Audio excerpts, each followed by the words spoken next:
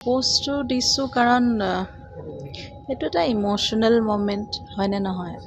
কিবা এটা ক'বলৈ বিচাৰিছোঁ ৰাইজক, তেওঁলোকৰ সহযোগটো আমাক লাগিব। গতিকে একদম চিম্পলকৈ মোৰ মনৰ কথাটো কৈছোঁ পোষ্টত, আৰু ৰাইজৰ মনোবলটোৱে আমাৰ সহায় হ'ব।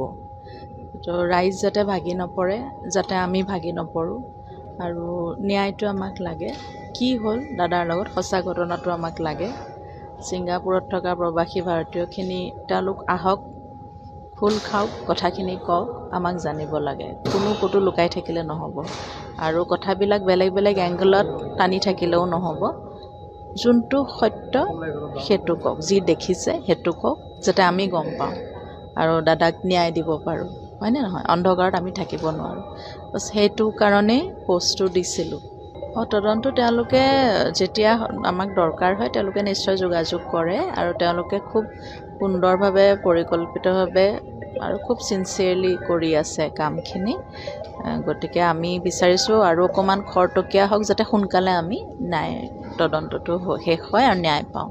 মই ল'বলৈ একো নাই, এইটো আপোনালোকৰ চবেই দেখিছেই আৰু ভিডিঅ'ত ওলাই আছে কথাখিনি। এতিয়া মই বেলেগকৈ ক'বলৈ একো নাই। সেইটো মই ক'বলৈ নাযাওঁ, মানুহবোৰৰ ফ'কাছটো যাতে আঁতৰি নাযায়, মই সেইটোৱে ৰিকুৱেষ্ট কৰিছোঁ। আপোনালোকে মূল ন্যায় পোৱাৰ কথাটোলৈ ফ'কাছটো ৰাখক, আৰু তেতিয়াহে তদন্তটো সম্পূৰ্ণ হ'ব সোনকালে। নহ'লে বেলেগ বেলেগ ডিৰেকশ্যনত নিলে এইটো বহুত দীঘলীয়া হ'ব। সেইটো আমি পৰিয়ালৰ মানুহ, দাদাৰ লগত কাম কৰা টীমৰ মানুহ চবেই একদম যিমান পাৰে চেষ্টা কৰিছে তেওঁৰ আধৰুৱা সপোনখিনি পূৰা সম্পূৰ্ণ কৰিবলৈ। আমি কৰি যাম। তেওঁ যি ভাবিছিলে, প্লেন কৰিছিলে, একৰ্ডিংলি আমি কামখিনি প্লেন কৰি আগুৱাই লৈ যাম। নেক্সট বছৰবিলাকতো আমি চেষ্টা কৰিম তেওঁৰ কামবোৰৰ মাজেৰে তেওঁক জীয়াই ৰাখিবলৈ। Thank you. মই অফিচত আছোঁ যে মই গম পোৱা নাই, ৰিলিজ দিব বুলি গম পাইছিলোঁ। হয়, চিনেমাখনৰ। হয়। পোষ্টটো দিছোঁ কাৰণ এইটো এটা ইম'শ্যনেল মমেণ্ট হয়নে নহয়।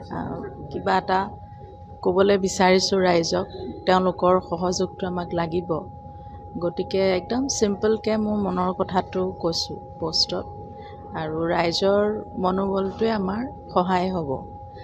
তো ৰাইজ যাতে ভাগি নপৰে, যাতে আমি ভাগি নপৰোঁ, আৰু ন্যায়টো আমাক লাগে। কি হ'ল দাদাৰ লগত, সঁচা ঘটনাটো আমাক লাগে।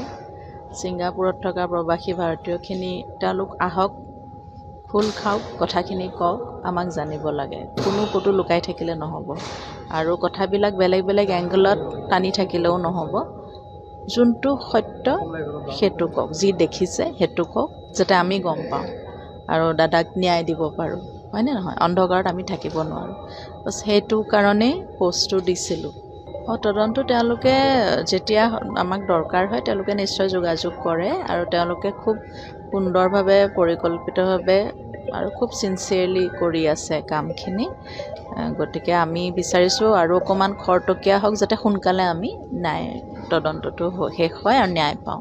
মই ল'বলৈ একো নাই, এইটো আপোনালোকৰ চবেই দেখিছেই আৰু ভিডিঅ'ত ওলাই আছে কথাখিনি। এতিয়া মই বেলেগকৈ ক'বলৈ একো নাই। সেইটো মই ক'বলৈ নাযাওঁ, মানুহবোৰৰ ফ'কাছটো যাতে আঁতৰি নাযায়, মই সেইটোৱে ৰিকুৱেষ্ট কৰিছোঁ। আপোনালোকে মূল ন্যায় পোৱাৰ কথাটোলৈ ফ'কাছটো ৰাখক, আৰু তেতিয়াহে তদন্তটো সম্পূৰ্ণ হ'ব সোনকালে। নহ'লে বেলেগ বেলেগ ডিৰেকশ্যনত নিলে এইটো বহুত দীঘলীয়া হ'ব।